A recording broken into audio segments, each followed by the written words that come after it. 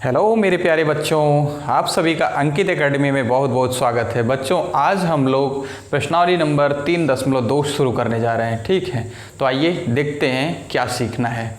तो हम लोग को सीखना क्या है? हम लोग को सीखना है कि रैखिक समीकरण युग्म दिया रहेगा। ठीक है, दो इक्वेशन दिए रहेंगे, उनका क्या करना है, हमको प्रतिस्थापन विधि से क्या करना है, x और y का मान ज्ञात करना है। ठीक है, उनके दो जो चर हैं उन दोनों चरों का मान ज्ञात करना है। ठीक है, तो आइए पहला क्वेश्चन ले करके हम लोग सॉल्व करते हैं और सिखाते हैं आपको कि आप लोग कैसे सॉल्व करेंगे। ठीक है, आपका जो पहला क्वेश्चन वो है x + y = 14। ठीक है, यहाँ पे लिख दे रहा हूँ। आपका जो पहला क्वेश्चन नंबर फर्स्ट है वो क्या है, रैखिक, ठीक है, रैखिक समीकरण युग्म का क्या करना है आपको, प्रतिस्थापन विधि से।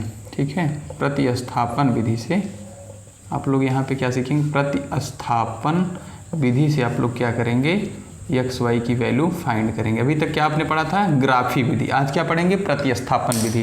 तो आपका पहला जो समीकरण है वो क्या है, x + y =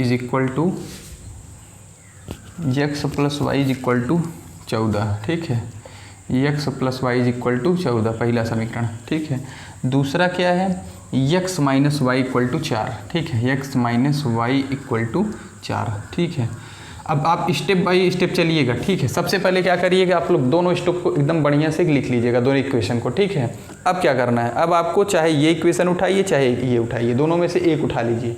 ठीक है, मैं कोई सा भी उठा लीजिए। पहले मैं मान लीजिए मैंने क्या किया, x + y = 14 वाले को ले लिया है। ठीक है, आप इसको भी ले सकते हैं। क्या करना है आपको, यहाँ से चाहे x की वैल्यू निकाल लेनी है चाहे y की, तो मैं y की निकाल ले रहा हूँ। ठीक है, यहाँ पे y = आप क्या लिख सकते हैं, 14 - x। अगर x की निकालेंगे तो क्या होगा, x को यहाँ छोड़ देंगे, दूसरे वाले को y को क्या करेंगे, ले जाके उधर 14 में से घटा देंगे। ठीक है, इधर प्लस था उधर जाके माइनस हो जाएगा। चाहे आप x की वैल्यू निकालिए चाहे y की निकालिए, चाहे पहला समीकरण लीजिए चाहे दूसरा लीजिए, आपके मन मुताबिक काम होगा। ठीक है, दोनों कर सकते हैं।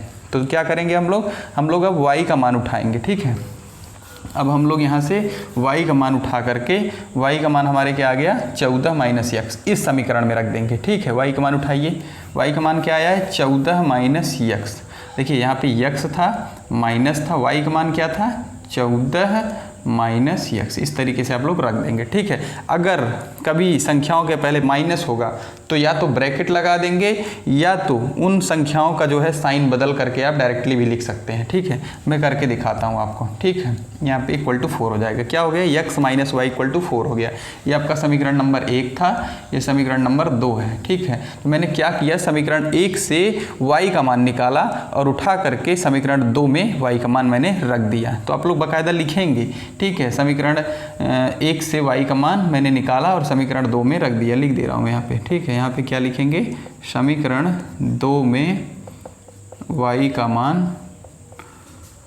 मान रखने पर, ठीक है, रखने पर, रखना ही क्या हो गया, मान उठा के रखने का मतलब ही हो गया प्रतिस्थापन।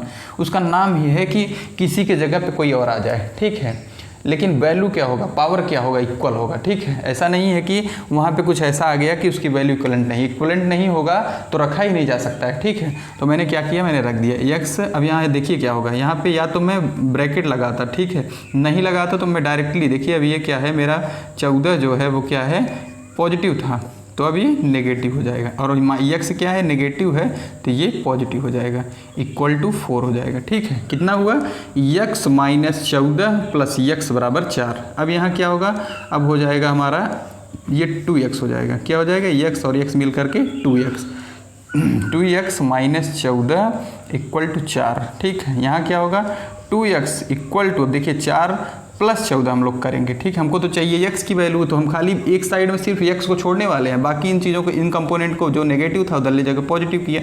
अभी जो मल्टीप्लाई है उसको ले जाके हम उधर डिवाइड कर देंगे। ठीक है, x = क्या हो जाएगा, 18/2।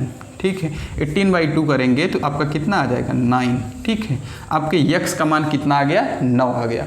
अब x का मान उठा करके आप समीकरण नंबर 1 में रख दीजिए। ठीक है, यहाँ पे रखिए, यहाँ पे मैं रख रहा हूँ x + y बराबर कितना था, 14 था। ठीक है, तो x का मान 9 रखिए प्लस वाई रखिए बराबर 14 करिए, तो यहाँ पे y इक्वल टू कितना आ जाएगा 14 minus 9, means y equal to कितना हो जाएगा 14 में से 9 घटाएंगे तो 5। ठीक है, इस तरीके से आपके x कामा y की वैल्यू क्या क्या आई 9,5। ठीक है, यही आपका क्या हो जाएगा आंसर।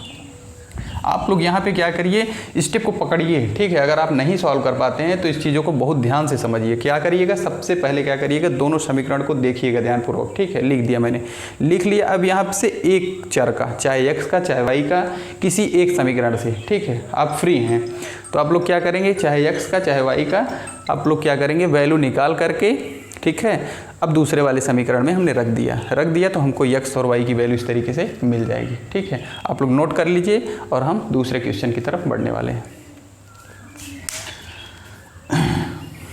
ठीक है, आपका जो दूसरा क्वेश्चन है, आपका दूसरा क्वेश्चन है वह है x minus T equal to 3। क्या है, x minus T equal to 3 क्या है, x minus T equal to 3 है। क्या है, x minus T equal to 3, ये हमारा समीकरण नंबर 1 है। ठीक है, और दूसरा क्या है, x by 3 plus T by two is equal to क्या है 6 है। ठीक है, ये हमारा समीकरण 2 हो गया। ठीक है, अभी हम क्या कर सकते हैं, यहाँ से यस या तो टी की वैल्यू उठाएंगे, ठीक है, जैसे पिछले में किए थे, उठा के दूसरे समीकरण में रख देंगे। ठीक है, वो करने से पहले थोड़ा सा मैं इस समीकरण को क्या करूँगा, क्रम में सेट कर लूँगा। तो देखिए यहाँ पे क्या होगा, ये एक भिन्न के जैसा है, जैसे भिन्न का जोड़ होता है उस तरीके से है। तो यहाँ पे 3 और 2 का आपका लघुत्तम कितना हो जाएगा 6।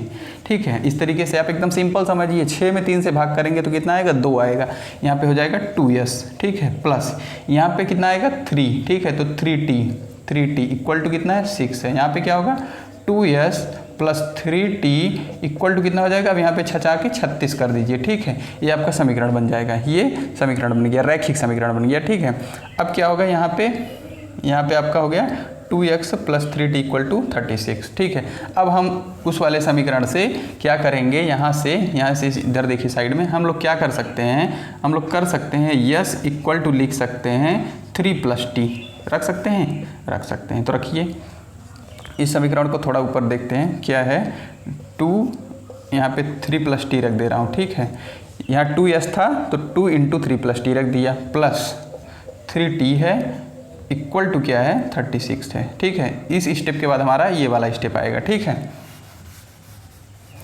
अब देखिए, अब क्या करेंगे हम लोग, इसके दोनों पद में मल्टीप्लाई करेंगे, 2 तिहाई 6 हो जाएगा और 2t हो जाएगा प्लस 3t हो जाएगा बराबर 36 हो जाएगा। ठीक है, अब ये दोनों जुड़ जाएगा क्योंकि सह जाती हैं।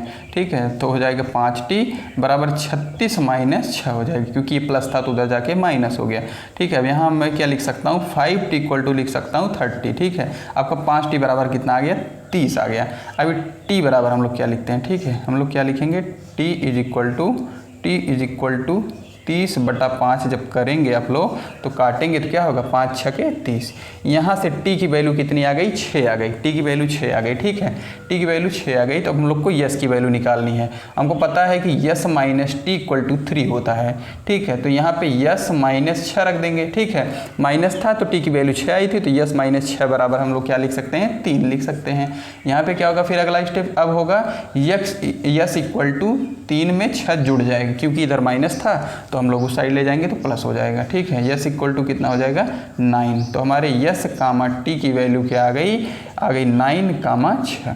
ठीक है, इस तरीके से आप लोग जो भी क्वेश्चन इसमें बचा है इसके प्रश्नावली नंबर 3.3 के पहले वाले में आपका तीसरा, चौथा, पाँचवा, छठवां, ठीक है, ये 4 क्वेश्चन बचा है। जो आपसे लगेगा लगाइएगा, नहीं तो आप लोग कमेंट करिएगा। ठीक है, मैं अगली क्लास में आपको फिर से समझाऊंगा। ठीक है, धन्यवाद।